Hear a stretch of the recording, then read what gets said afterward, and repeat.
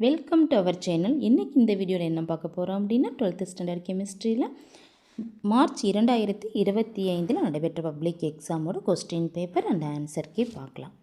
Tamil and English medium ரெண்டுமே பார்க்கலாம். இங்கே பாருங்கள், இதுதான் மார்ச் 2025 நடைபெற்ற கெமிஸ்ட்ரி கொஸ்டின் பேப்பர். இது தமிழ் அண்ட் இங்கிலீஷ் மீடியம் ரெண்டுமே ஒரே கொஸ்டின் பேப்பரில் தான் வரும். இதில் பாருங்கள், மொத்த மதிப்பெண்கள் பார்த்தோம் அப்படின்னா நம்மளுக்கு 70 மதிப்பெண்கள். பார்ட் 1ல் 15 மார்க்குக்கு 1 மதிப்பெண் வினாக்கள் கேட்டிருப்பாங்க. அதில் 4 ஆப்ஷன் கொடுத்துருப்பாங்க. அதில் எந்த விடை சரியாக விடை அப்படிங்கிறத நம்ம கண்டுபிடிச்சி எழுதணும். இங்கே பாருங்கள், ஃபஸ்ட்டு கொஸ்டின். H2O2 சிதைவடைந்து O2வை தரும் வினையில் ஒரு குறிப்பிட்ட நேரத்தில் 1 நிமிடத்திற்கு 48 கிராம் O2 உருவானால் அக்குறிப்பிட்ட நேரத்தில் நீரின் உருவாதல் வேகம். இதற்கான விடை பார்த்தோம் அப்படின்னா ஆப்ஷன் இ. இங்கிலீஷ் மீடியம் இங்கே கொடுத்துருக்காங்க, பார்த்துக்குங்க. அடுத்து, ஒரு மோல் பொட்டாசியம் டைக்ரோமேட் ஆனது பொட்டாசியம் அயோடைடுடன் வினைப்பட்டு வெளியேறும் அயோடின் மோல்களின் எண்ணிக்கை. இதற்கான விடை ஆப்ஷன் ஆ 3. அடுத்து, பொதுவாக ஒட்டா சமையல் பாத்திரங்களின் மேற்பரப்பில் பலபடி பூசப்பட்டுள்ளது. அந்த பலபடியின் ஒற்றைப்படி மூலக்கூறு. இதற்கான விடை இ 1,1,2,2 டெட்ராஃப்ளோரோ ஈத்தேன். அடுத்து, நைட்ரஸ் அமிலத்துடன் வினைபுரிந்து மஞ்சள் நிற எண்ணெய் போன்ற நீர்மத்தை தருவது. இதற்கான விடை N-மெத்தில் அனிலீன். ஆவிடை. அடுத்து 5, போரிக் அமிலம் ஒரு அமிலமாகும், ஏனெனில் அதன் மூலக்கூறு. இதற்கான விடை இ. நீர் மூலக்கூறிலிருந்து OH- அயனியை ஏற்றுக்கொண்டு புரோட்டானை தருகிறது. அடுத்து ஆவிடை. 6வது கேள்வி. இதற்கு ஆதான் விடை. அதாவது, மின்புலத்தில் வைக்கப்பட்டுள்ள ஒரு கூழ்மநிலை அமைப்பில் உள்ள துகள்கள் எதிர்மின் முனையை நோக்கி நகருகின்றன. அதே கூழ்ம கரைசலின் திரிதல் நிகழ்வானது 1 K2SO4, 2 Na3PO4, 3 பாருங்கள் K4FeCN6, 4th NaCl ஆகியவற்றை கொண்டு ஆய்வு செய்யப்படுகின்றது. அவற்றின் வீழ்படிவாகும் திறன் கேட்டிருக்காங்க. இதற்கான விடை ஆ. அடுத்து பாருங்க, கேள்வி எண் 7. கூற்று காரணம். குளோரின் வாயுவை காட்டிலும் ஃப்ளூரின் பிணைப்பு பிளவு ஆற்றல் அதிகம். காரணம், குளோரினானது ஃப்ளூரினை காட்டிலும் அதிக எலக்ட்ரான் விலக்கு விசையினை பெற்றுள்ளது. இதற்கான விடை ஆப்ஷன் இ. அடுத்து கேள்வி எண் 8. ஃப்ளூரைட் வடிவமைப்பை பெற்றுள்ள கால்சியம் ஃப்ளூரைடில் காணப்படும் Ca2+ மற்றும் F- அயனிகளின் அணைவு எண்கள் முறையே. இதற்கான விடை ஆப்ஷன் ஆ 8 மற்றும் 4. அடுத்து, புரதத்தின் 2ஆம் நிலை அமைப்பானது எதை குறிக்கின்றதுன்னா இதற்கான விடை ஆப்ஷன் இ ஆல்ஃபா சுருள் முதுகெலும்பு. அடுத்து, நீரின் அயனி பெருக்க மாறிலி KWவின் மதிப்பு 25 டிகிரி செல்சியஸ் வெப்பநிலையில் 1.00 × 10⁻⁻14 எனில் 40 டிகிரி செல்சியஸ் வெப்பநிலையில் அதன் மதிப்பு. இதற்கான விடை 2.71 × 10⁻⁻14. அடுத்து பாருங்கள், PtNO2 H2O NH3 2Br என்ற அணைவில் மைய உலோக அயனியின் ஆக்சிஜனேற்ற எண் என்ன? இதற்கான விடை ஆப்ஷன் பி +2. அடுத்து, மொத்தமாக 9650 கூலும்கள் மின்னூட்டத்தை பெற்றுள்ள எலக்ட்ரான்களின் எண்ணிக்கை ஆப்ஷன் ஏ 6.022 × 10⁻22. அடுத்து, பின்வருவனற்றுள் எது வலிமை மிக்க அமிலம்னா 4 நைட்ரோஃபீனால். ஆவிடை. அடுத்து 14, CH3Br KCN A H3O+ B PCl5C. விளைபொருள் C என்பதுனா அசிட்டைல் குளோரைடு. ஆப்ஷன் இ. அடுத்து 15 பாருங்கள், சில்வர் மற்றும் தங்கம் பிரித்தெடுத்தல் முறையானது சயனைடு கொண்டு கழுவுதலை உள்ளடக்கியது. இம்முறையில் பின்னர் சில்வர் மீள பெறப்படுதல் இதற்கான விடை துத்தநாகத்துடன் உலோக இடப்பெயர்ச்சி வினை, டிஸ்பிளேஸ்மெண்ட் வித் சிங்க். இப்போ 15 கேள்வி 1 மார்க்குக்கு விடை பார்த்துட்டோம். அடுத்து பார்ட் 2க்கான விடை. அடுத்த விடையெல்லாம் வந்து முதல்ல கேள்வித்தாள் பார்த்துக்குங்க கொஸ்டின் பேப்பரை. அதுக்கப்புறம் ஆன்சர் கீ கொடுக்குறேன், செக் பண்ணிக்கோங்க. ஓகே, எப்படி ஆன்சர் வரும் அப்படின்னு. இதில் பாருங்கள், எவையேனும் 6 வினாக்களுக்கு விடையளிக்கவும்னு சொல்லியிருப்பாங்க. இதில் கட்டாயம் விடையளிக்கக்கூடியது ஏதாவது ஒரு வினா நம்மளுக்கு கொடுப்பாங்க. இதில் வந்து 24வது வினாவுக்கு கட்டாயமாக விடையளிக்கணும்னு சொல்லியிருக்காங்க. அதோடு சேர்த்து மொத்தம் 6 மதிப்பெண்கள் வினை எடுத்தால் போதும். இங்கே பாருங்கள், மொத்தம் 12 மதிப்பெண்கள். கேள்விகள் பார்த்துக்குங்க.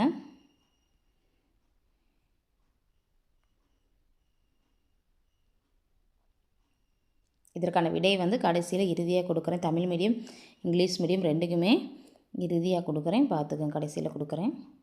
கேள்வியை பார்த்துக்குங்க, என்னென்ன கேள்விகள் கேட்டிருக்காங்க அப்படிங்கிறத. இது பார்ட் 3ல் இது 18 மதிப்பெண்கள். இதுலேயும் 33 வினாயின் 33 கட்டாயம் விடையளிக்கணும்னு சொல்லியிருக்காங்க. ஏதாவது 6 கேள்விக்கு எழுதுனா போதானா?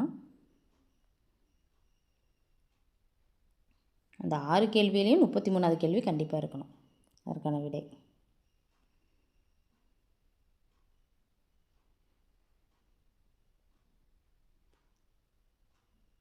அடுத்து பகுதி 4. இதில் பார்த்தோம் அப்படின்னா 5 கேள்வி, இது அல்லது அது ஏதாவது ஒரு கேள்விக்கு விடையளித்தால் போதும். மொத்தம் 25 மதிப்பெண்கள். 5 கேள்விக்கு விடையளிக்கணும்.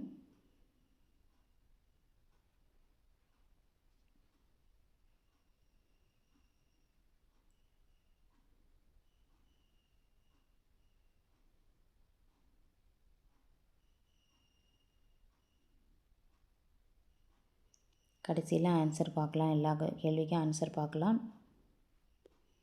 மொத்தம் 38 கேள்விகள். ஃபஸ்ட்டு நம்ம தமிழ் மீடியத்துக்கு ஆன்சர் பார்த்துட்டு அடுத்து இங்கிலீஷ் மீடியத்துக்கு ஆன்சர் பார்க்கலாம். இங்கே பாருங்கள், 15 ஒரு மதிப்பெண் வினாக்களுக்கு விடை கொடுத்துருக்காங்க. நம்ம ஏற்கனவே பார்த்தோம்ல, அதான் set A, B 2 type question paper இருக்கும். இது A டைப் கொஸ்டினுக்கான ஆன்சர், இது B டைப் கொஸ்டினுக்கான ஆன்சர்.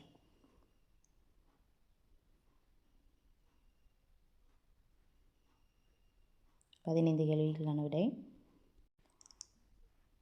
அடுத்து இது 6 வினாக்களுக்கு மட்டும் விடையளிக்க சொல்லியிருந்தோம்ல, 24வது வினாக்களை கட்டாயம் விடையளிக்கணும். இதுக்கு ஆன்சர் மட்டும் கொடுத்துருக்கேன். ஏற்கனவே நம்ம கேள்வி பார்த்துட்டோமா இல்லையா? இப்போ ஆன்சர் மட்டும் பார்க்கலாம். ஒவ்வொன்றுக்கும் 2 மதிப்பெண்கள்.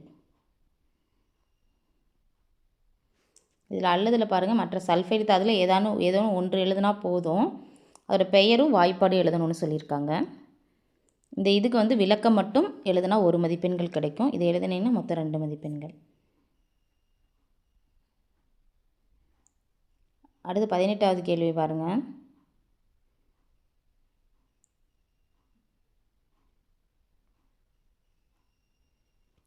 இதில் ஏதேனும் இதுக்கு சரியான விளக்கம் அளிக்கணும்னு சொல்லியிருக்காங்க. இது கரைதிறன் பெருக்கிறதுக்கு சரியான வரையறை எழுதி வாய்ப்பாடு எழுதணும். சமான கடத்துதிறனுக்கும் சரியான வரையறை எழுதி நீங்கள் வாய்ப்பாடு எழுதணும். இதுக்கும் 21வது கேள்விக்கும் சரியான விளக்கம் எழுதணும். ஏதேனும் ஒரு சரியான சமன்பாடு வந்து எழுத சொல்லியிருக்காங்க. கூழ்மமாக்க காரணி வந்து குறிப்பிடவில்லை எனில் 1 மதிப்பெண் கிடைக்கும். காரணி வந்து குறிப்பிடலைன்னா 1 மதிப்பெண் மட்டும்தான் கிடைக்கும். காட்டர்மன் கூச் வினை, இதுக்கு சரியான சமன்பாடு நம்ம எழுதணும். மொத்தம் 2 மதிப்பெண்கள். நீங்கள் AlC3 CuCl குறிப்பிடவில்லை அப்படின்னா 1.5 மார்க் தான் கிடைக்கும் மதிப்பு. அதே மாதிரி COHCl AlCl3 CuCl குறிப்பிடவில்லைன்னா 1 மதிப்பெண் தான் கிடைக்கும். சரியான விளக்கம் மட்டும் எழுதுனா 1 மதிப்பெண் தான் கிடைக்கும். பார்த்துக்குங்க. மருந்து பொருளோட வகைப்பாடு எழுதணும்.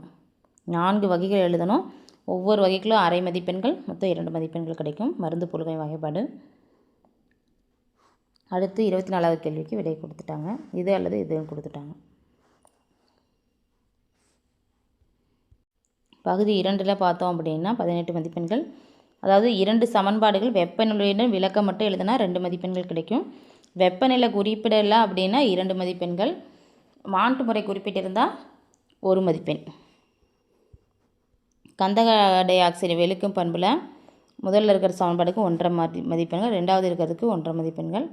அல்லது நீரின் முன்னிலையில் நிறமுடைய கம்பளிப்பட்டு ஆகியவற்றை கந்தக டை ஆக்சைடு தனது ஒடுக்கும் பண்பினை நிறமற்றவையாக மாற்றுகிறதுன்னு எழுதுனீங்கன்னா 1 மதிப்பெண் தான் கிடைக்கும்.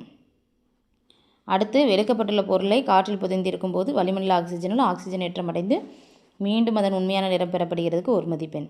கந்தக டை ஆக்சைடின் வெளுக்கும் பண்பு ஒரு தற்காலிக மதிப்பெண், இதுக்கும் ஒரு மதிப்பெண். சரியா, மொத்தம் இது 3 மதிப்பெண்கள் வரும், பார்த்துக்குங்க. இந்த மாதிரி எழுதலாம், இல்லை இந்த மாதிரி எழுதலாம்.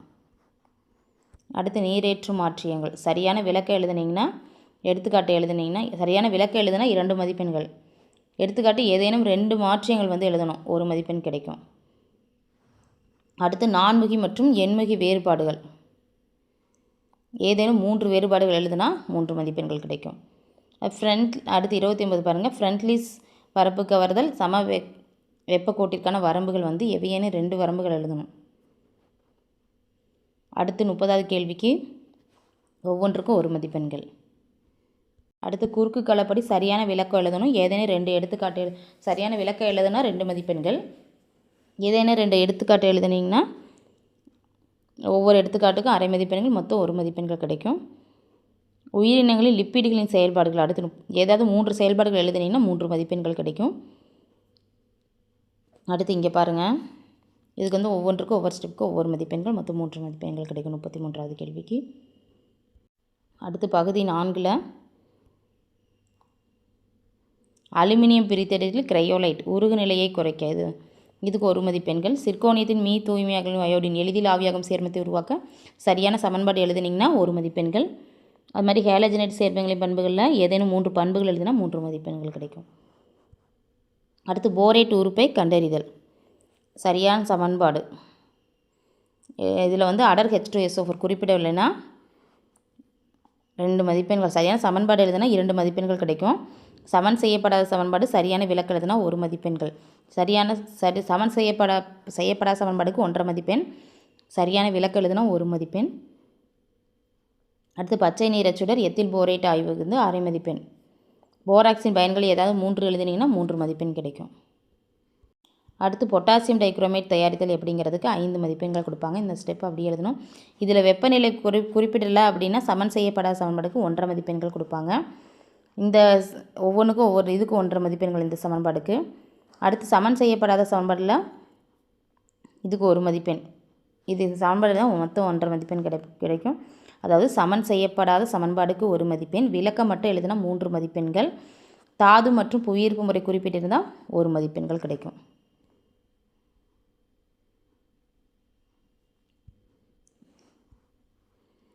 அடுத்து பாருங்கள், வெர்னர் கொள்கையின் கோட்பாடுகள்.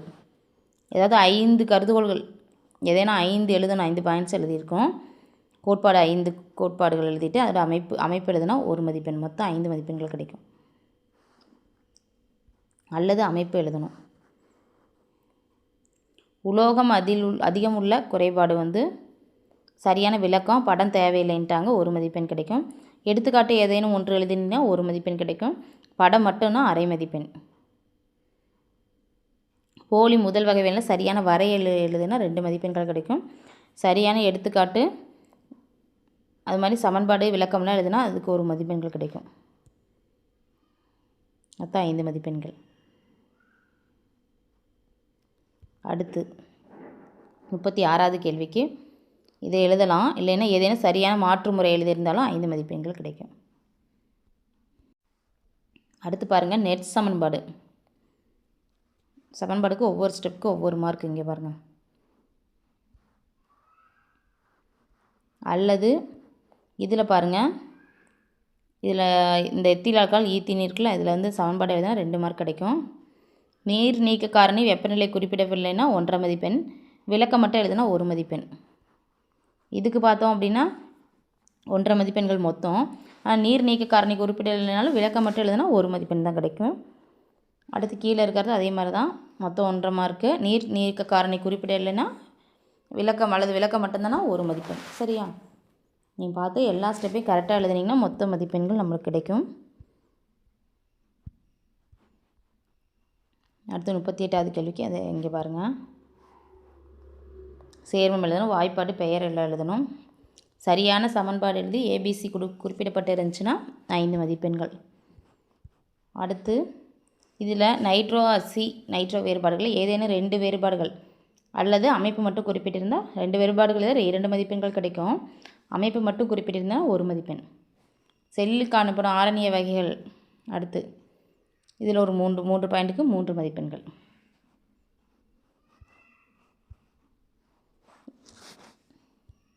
இப்போ தமிழ் மீடியம் பார்த்தோம்னா அதே தான் இங்கிலீஷ் மீடியத்துக்கு ஆன்சர் இருக்குது.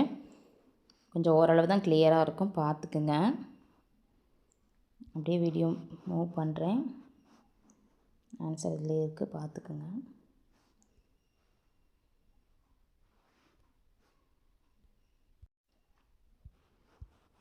இது வந்து ஏற்கனவே 1 மதிப்பெண் வினாக்கள் பார்த்தாச்சு.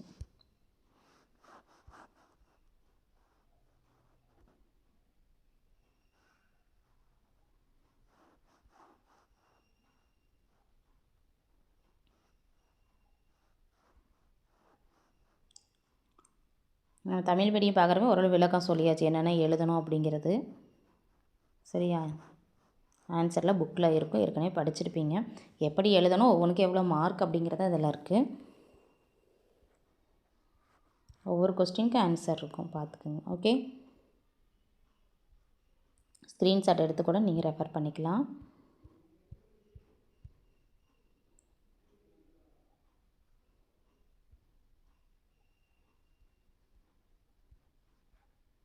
இந்த வீடியோ உங்களுக்கு பயனுள்ளதாக இருந்துச்சுன்னா நம்ம சேனலை சப்ஸ்கிரைப் பண்ணுங்கள், லைக் பண்ணுங்கள், ஷேர் பண்ணுங்கள், கமெண்ட் பண்ணுங்கள். Thank you to all.